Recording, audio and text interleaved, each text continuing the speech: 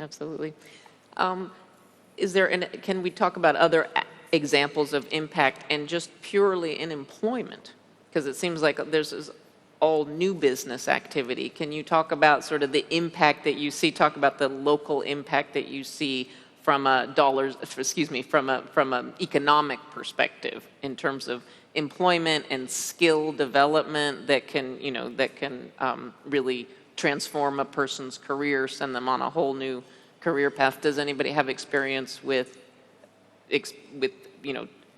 I've had success stories like that? Yeah, it might sound simple, but we've had a lot of these stories became personal stories where we had volunteers at events or a festival, and in turn actually became designers themselves and actually exhibited 2-3 years down the line. So you see the full cycle of somebody changing their career or being inspired by just proximity of the event.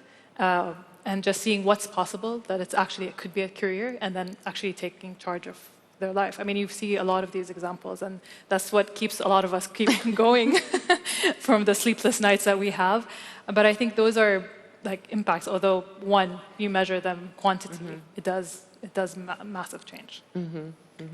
Nada? Yeah, under the Middle Foundation, we have several programs to develop the musician him or herself. Also, we have a part of educating the community how it could be a career and could be a future.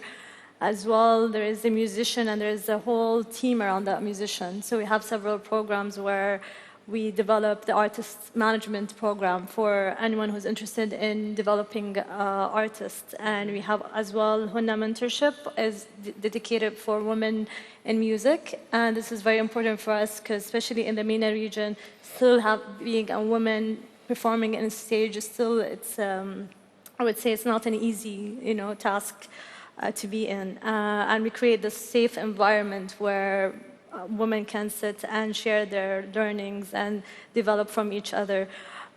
We do, since I would say the music and entertainment has been an industry here, there's a lot of jobs and openings that has been created. And you see, we're still developing, and what I would say, we hope eventually in many years where all the different, I would say, competencies are from Saudi, which is hopefully yet to come. Well, the talent and the energy is clearly absolutely here.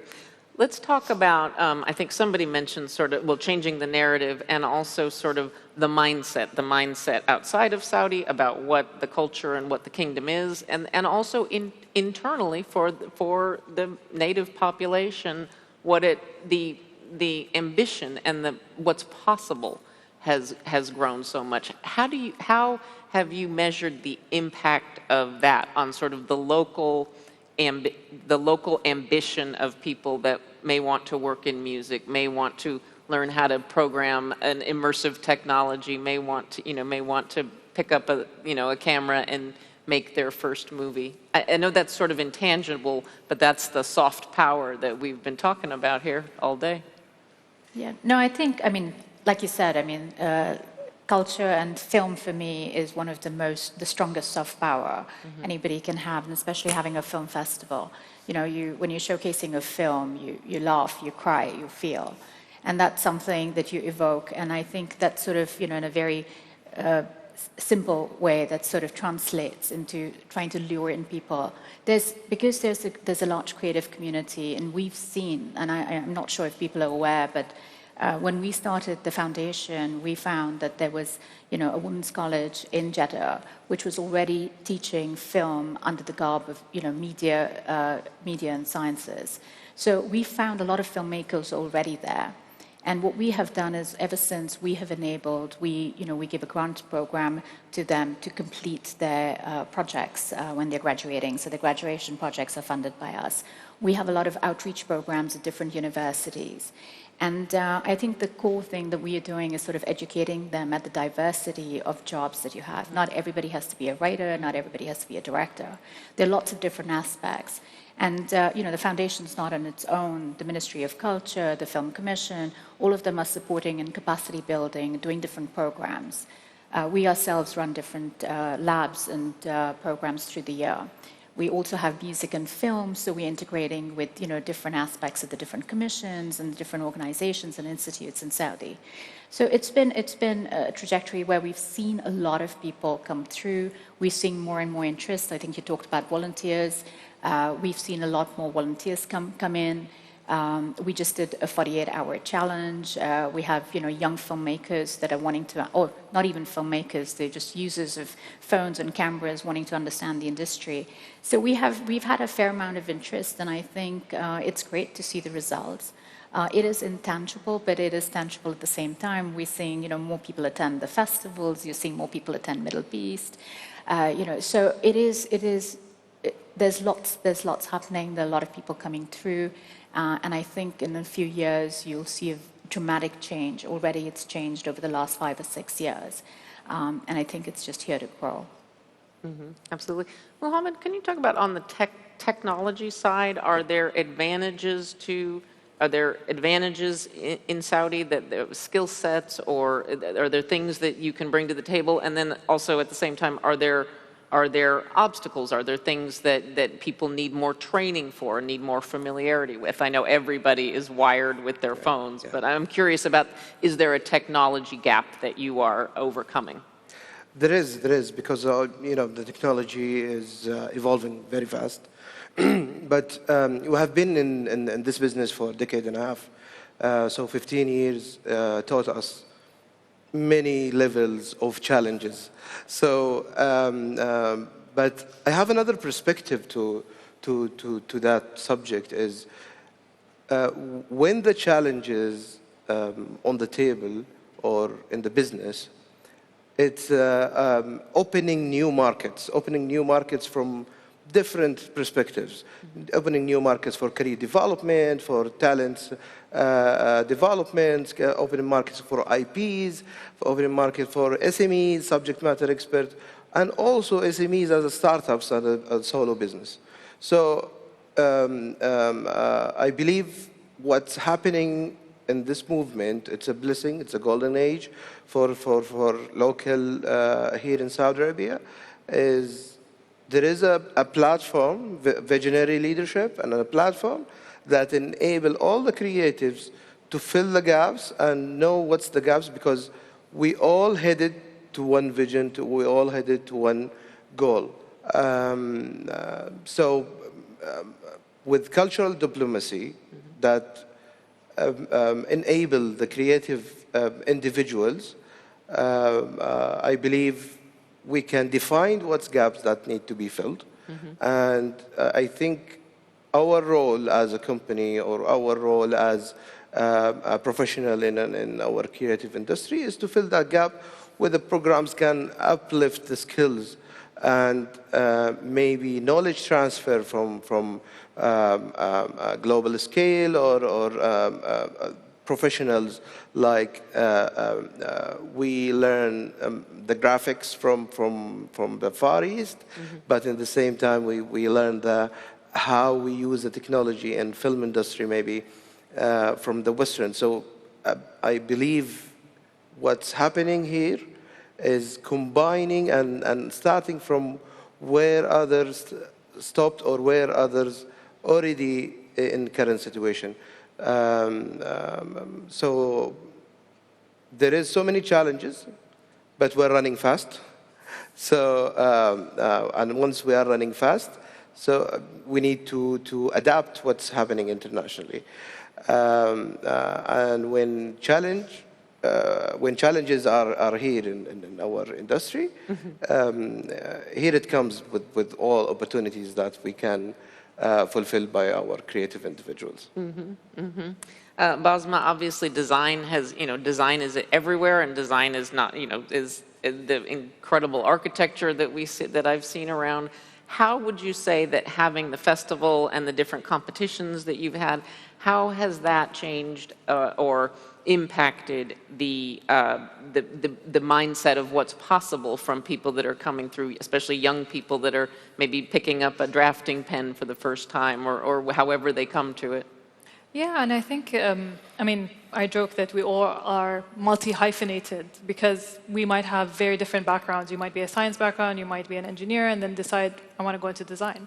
And I think festivals and different touch points make it more tangible for someone in the audience to be able to push themselves, whether they're applying to actually be part of the festival, so you push them to curate themselves, to put what's out there, to think about it, because you can't just exhibit. Right. And they can see the bar is high, right? The bar is high, and we are picky, and we want to see what we can push you. And I've always, I mean, throughout my career, I've been very lucky to really push the status quo, to not take no for an answer.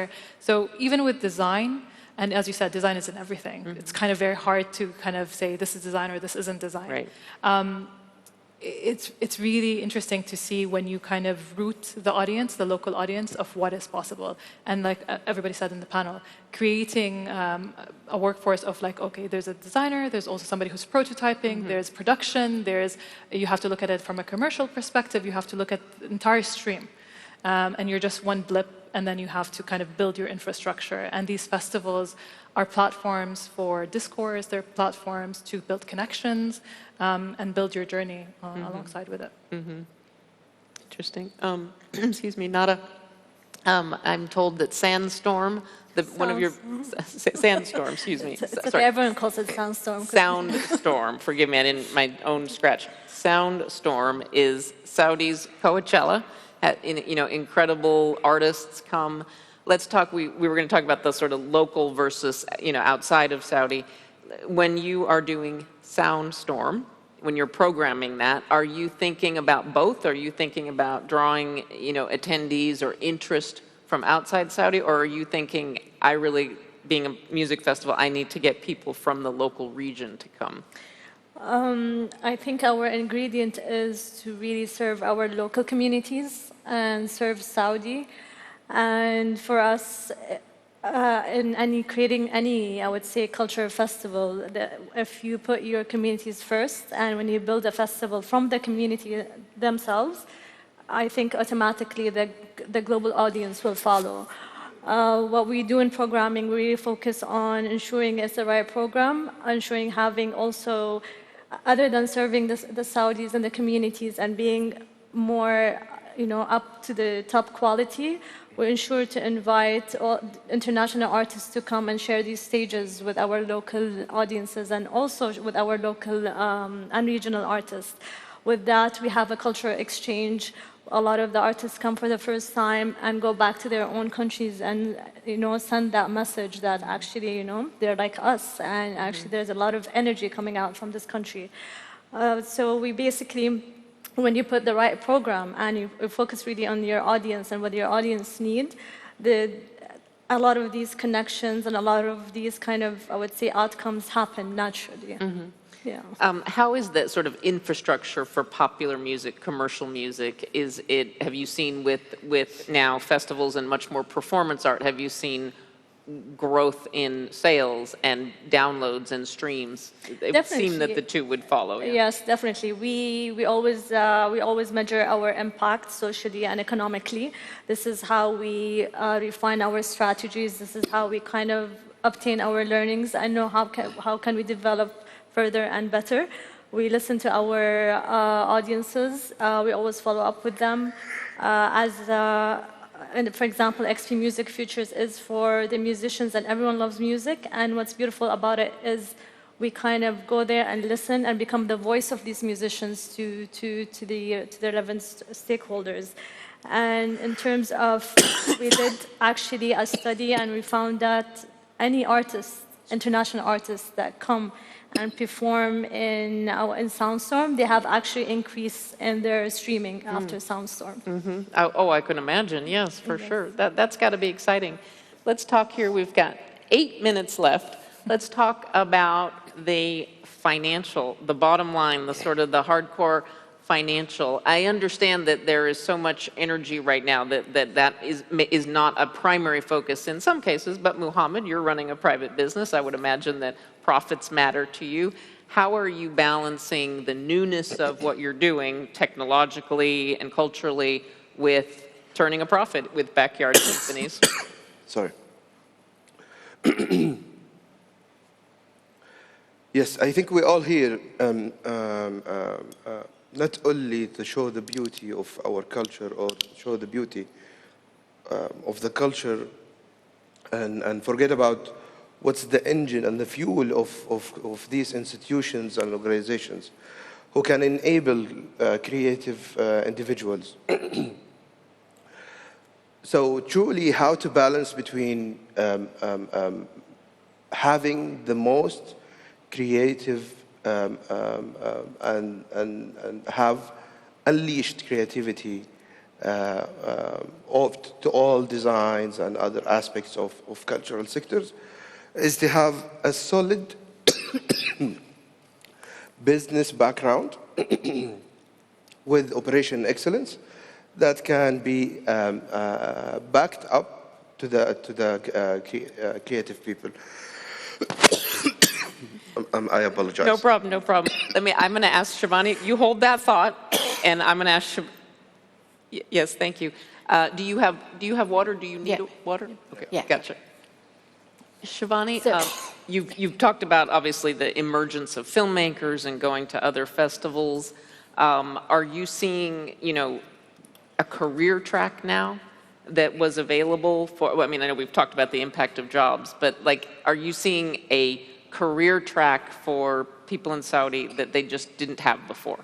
Absolutely. In the film industry, 100%. I think, I talked about having 700 theaters. So it's really all aspects of it. There's studios that now have been constructed in different parts of Saudi. We've got, I hear that, the educational institutions that are going to be being set up to start teaching film.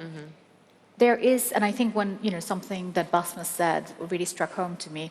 When we were meeting people earlier, they were all engineers, they were architects, and they all wanted to become filmmakers. And that's something that we all saw, and I was, really surprised because it's really new. And they're like, Shivani, we didn't have any option earlier. We had to study whatever or what our parents asked us, or these were the, courses that were available. And today there are more media courses available, even with the scholarship programs that are being provided in Saudi. They've really opened up a whole lot of different sectors. So from all aspects, we are one element. The Red Sea Film Foundation is one element of the entire ecosystem in Saudi. There's so many other things that are being developed at the same time. And it's definitely a career option. It's something that we are seeing in a very short space of time. And the fact that we are seeing Saudi films, be #1 in the box office, to me, is absolutely amazing. There are very few countries that can boast about having a local audience for local films. And we're moving forward. There's lots happening. And I think everybody's trying to support all the different elements of it.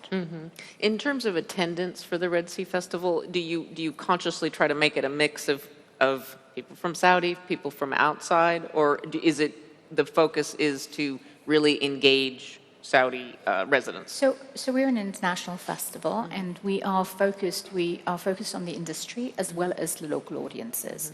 So we've got two different distinct audiences. We are a cultural event for the people of Jeddah, Riyadh, Saudi, and beyond. And our ambition is to become a destination where we're getting people from other parts of the world to come and watch it as just pure audiences and the public. On the industry side, we actually invite, we have people that we curate a lot of different sessions that people come down to.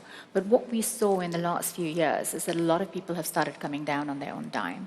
So we have, our accreditation figures were like 6,500 industry. That's a real tribute to the fact, yeah. Yeah, so it's been very interesting. And I think it's because people are seeing opportunity. And what we present by representing Asia, Africa, and the Arab world is really, this is 2/3 of the world's population. It's a very young population, between Africa, the Middle East, and a lot of Asia. And that's where we see the future. And I think people are seeing that as an opportunity. And that's why they want to come down and see what we are doing, what we are championing, and also discover filmmakers, content, companies, institutes that they can work with. And we've seen a fair amount. I think, in a few years, you'll see a lot of different international organizations coming and basing themselves here from the region and beyond. And in terms of film festival representation, Asia and Africa are just woefully, and the Middle East as well, but Asia and Africa are woefully underrepresented on the film stage, on the film festival circuit and stage. So I would imagine that there is a lot of hunger to be part of the Red Sea from filmmakers in the region, in the broader region. Yeah, we truly believe that they're underserved. We're seeing some great content. We have, over the last few years, worked on different collaborations with different parts of the world. So we're working with, festivals in Africa, in South Africa, with FESPACO, in the middle of Africa. We're working with a lot of the regional festivals, as well as we have collaborations. I mean, with our labs program, we're working with Film Independent in the US. We're working with USC, they bring down a program. Mm-hmm. We're working with the Torino Film Lab in Italy. So there are lots of different collaborations that we're creating, and we really want it to be a place where you discover, at the same time you have great discussions, and there are lots of co-productions. Mm-hmm. And we're seeing more and more of that happen. We're seeing a lot of films that are getting made. I mean, traditionally in the Middle East, a lot of co-productions got made because Europe was financing and funding. And now there are more funds and finances available in this region that are supporting film. And I think it's a real collaboration in the true sense. And I would imagine that the perspective, a European cannot bring a Saudi perspective to a film. No, not at all. I think where the opportunity lies is that you've got local stories coming out, and whether it's coming out from Saudi or it's coming out from the MENA region or Africa, what we're finding today is that people are very interested, and we're finding a lot of producers. We're finding a lot of different institutions that are offering they're offering different facilities and services. So today you're going to find that you'll have a Saudi film traveling to Taiwan and doing their post-production there, going to Europe doing their music and scoring. So it's really, it's something where people are coming to scout, and I think we're becoming a place for discovery for them.